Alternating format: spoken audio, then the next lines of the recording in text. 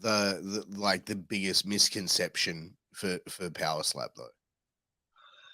Probably that we're not athletes. That's probably what bothers me the most. I mean, I would say there's probably 80% of us are, 20% of us aren't, and even that 20% that aren't, I mean, they're able to be successful in it.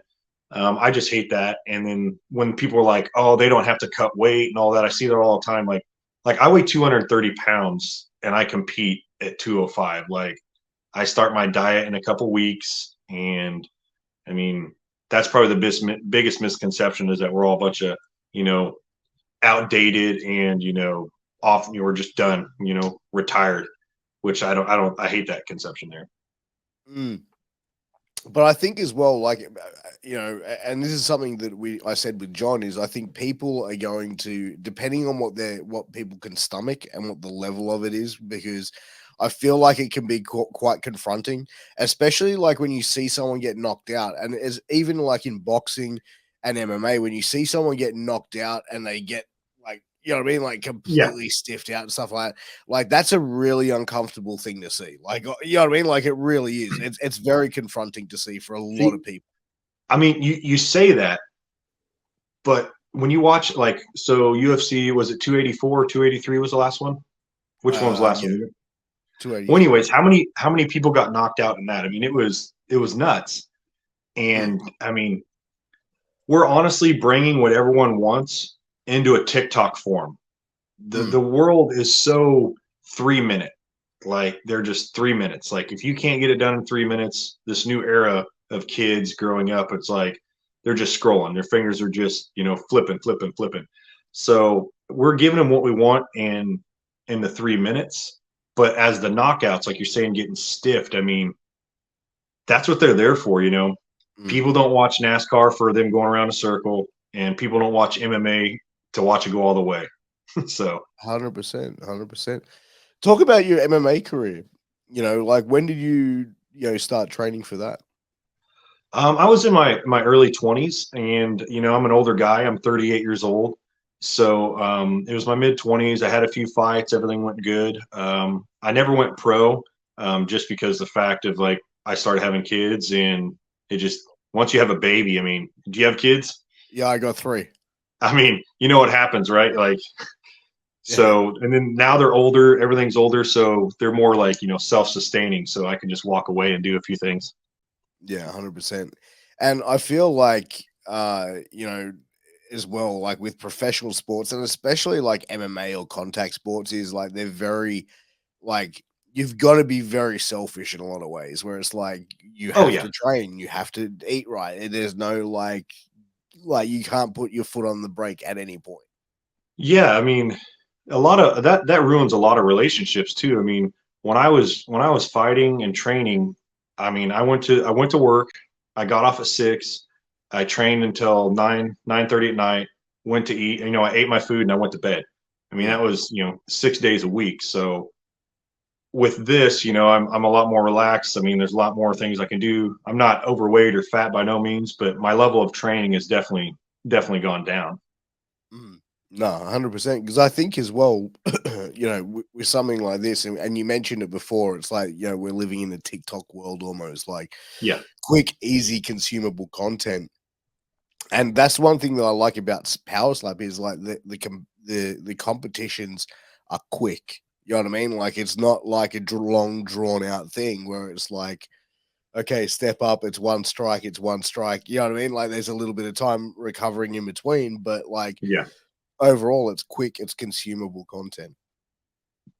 Yeah, I could be a little more showboating on my side, but I'm gonna have to work into that. Yeah, I mean, look, I think that just comes with like time though and experience because like for a lot of people that were put on that show, there wasn't anyone that came from like a celebrity, like you know reputation, so to speak, right? So it was pretty much everyone coming from being relatively unknown and thrust now into the spotlight.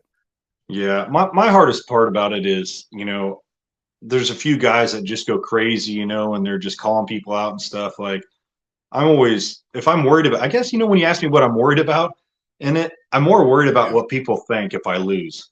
So me being humble and nice and being a good competitor is what I care about more than getting knocked out or anything like that. I don't want anyone to judge me, be like, oh, look at that asshole. He was running his mouth for 2 weeks and then just got obliterated. So Have you found, like, since you've been on the reality show and since this has started, that you've had, like, people randomly coming up to you? Because you kind of, like, said before, people have been, like, concerned about your health, and I think their health of other competitors.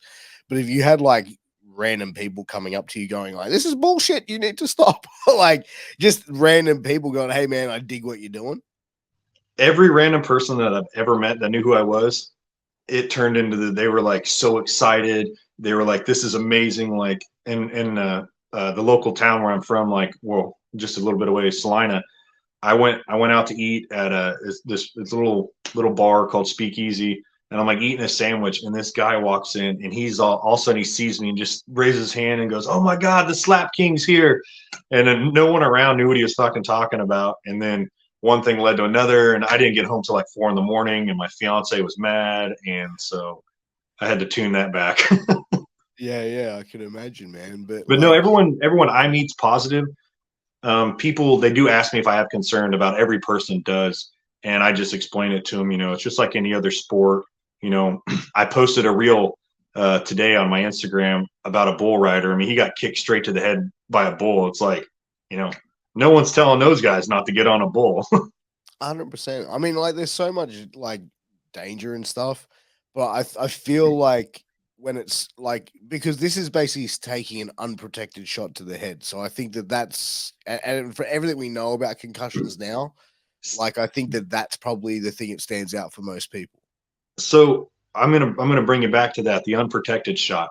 So I bet if you looked at, let's say, 80% of the knockouts in the UFC, they're an unprotected shot. Yep.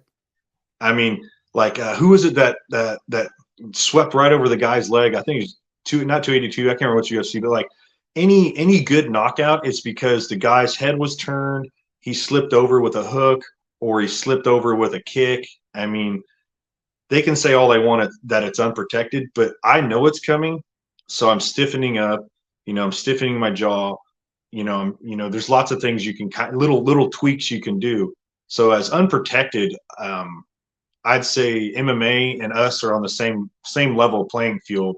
It's just I really get a focus on not getting knocked out because I absolutely know it's coming.